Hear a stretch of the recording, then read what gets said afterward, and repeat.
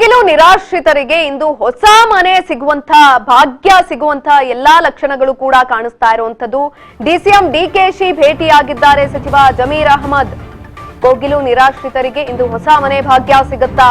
ಆ ಲಕ್ಷಣಗಳೇನಾದ್ರೂ ಕಾಣಿಸ್ತಾ ಇದೆಯಾ? ಯಾಕಂತಂದ್ರೆ ಡಿಸಿಎಂ ಡಿಕೆಶಿ ಅವರನ್ನ ಇದೀಗ ವಸತಿ ಸಚಿವ ಜಮೀರ್ ಅಹಮದ್ ಖಾನ್ ಭೇಟಿಯಾಗಿದ್ದಾರೆ.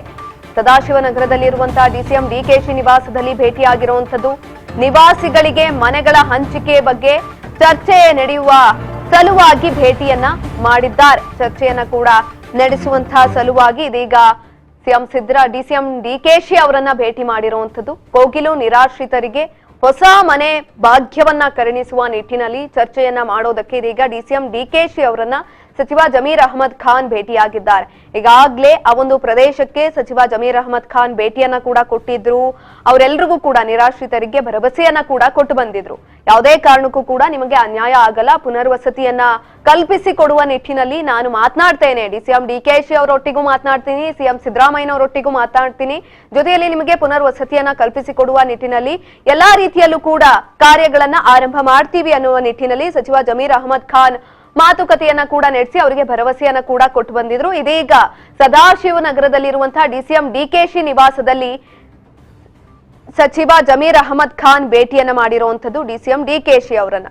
ಈ ಒಂದು ವಿಚಾರಗಳ ಬಗ್ಗೆ ಚರ್ಚೆಯನ್ನ ಕೂಡ ಮಾಡುವ ಸಲುವಾಗಿ ಭೇಟಿಯನ್ನ ಮಾಡಿದ್ದಾರೆ. ಹಾಗಾಗಿ ಅಲ್ಲಿರುವಂತಹ ಪ್ರದೇಶದಲ್ಲಿರುವಂತಹ ಎಲ್ಲಾ ನಿವಾಸಿಗಳಿಗೂ ಕೂಡ ನಿರಾಶ್ರಿತರಿಗೂ ಕೂಡ ಪುನರ್ವಸತಿಯನ್ನ ಕಲ್ಪಿಸಿ ಕೊಡುವ ನಿಟ್ಟಿನಲ್ಲಿ ಮಾತುಕತೆ ನಡೆಸುವಂತಹ ಸಾಧ್ಯತೆಗಳು ಕೂಡ ಇರುವಂತದ್ದು. ಈಗಾಗಲೇ ಭೇಟಿಯಾಗಿದ್ದಾರೆ. ಜೊತೆಯಲ್ಲಿ ಎಲ್ಲಾ ವಿಚಾರಗಳ ಬಗ್ಗೆ ಈಗಾಗಲೇ ಮಾತುಕತೆಯನ್ನ ಕೂಡ ನಡೆಸಿದ್ದಾರೆ. ಒಂದು ಸುತ್ತಿನ ಸಭೆ ಆಗಿರುವಂತದ್ದು. ಸಭೆಯಲ್ಲಿ ಹಲವು ವಿಚಾರಗಳ ಬಗ್ಗೆ ಚರ್ಚೆ ಕೂಡ ಆಗಿದೆ.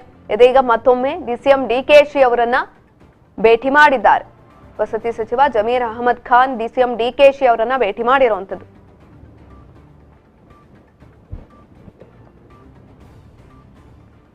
ಕೋಗಿಲು ನಿರಾಶ್ರಿತರಿಗೆ ಈ ನಿಟ್ಟಿನಲ್ಲಿ ಮನೆ ಕೊಡಿಸುವ ನಿಟ್ಟಿನಲ್ಲಿ ಈಗಾಗಲೇ ವಸತಿ ಸಚಿವ ಜಮೀರ್ ಅಹಮದ್ ಖಾನ್ ಹಲವು ರೀತಿಯಾದಂತಹ ಕಾರ್ಯಸೂತ್ರಗಳನ್ನ ಕೂಡ ರೆಡಿ ಮಾಡ್ತಾ ಇದ್ದಾರೆ. ಈ ನಿಟ್ಟಿನಲ್ಲಿ ಡಿಸಿಎಂ ಡಿಕೆಶಿ ಅವರನ್ನ ಭೇಟಿ ಮಾಡಿ ವಿಚಾರದ ಬಗ್ಗೆ ಮಾತುಕತೆಯನ್ನ ನಡೆಸುವುದಕ್ಕೆ ಮುಂದಾಗಿರುವಂತದ್ದು. ಚರ್ಚೆ ನಡೆಸುವಂತಹ ಸಾಧ್ಯತೆಗಳು ಕೂಡ ಇದೆ.